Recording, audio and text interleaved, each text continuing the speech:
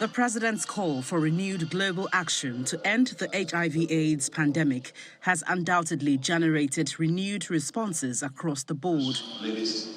Luminaries of Nigeria's private sector, including Africa's richest businessman, Alhaji Aliko Dangote, among others, converge on the State House for the launch of a 62.1 billion naira trust fund to expand domestic investments in HIV epidemic control.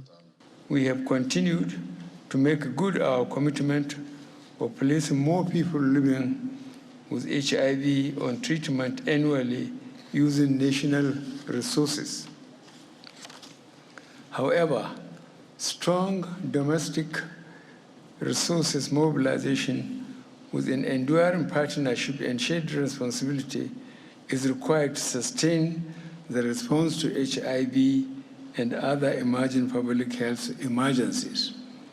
I hope the HIV Trust Fund of Nigeria will galvanize more of the private sector and others partners to surpass the target of 62 billion naira in the next 5 years.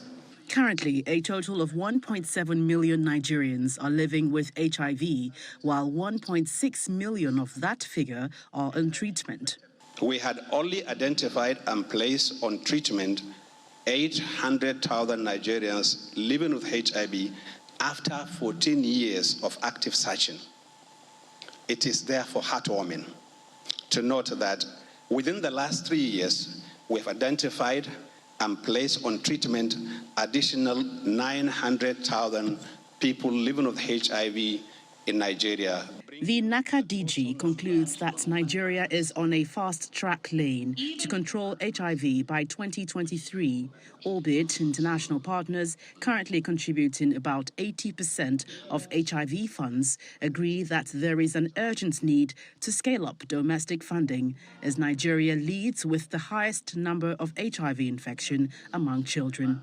The United States remains committed to supporting Nigeria in reaching and sustaining HIV epidemic control, but we also believe that national ownership is critical to its success. The next phase of our game plan is to sustain these gains by ensuring that funding gaps are filled to keep people living with HIV on treatment.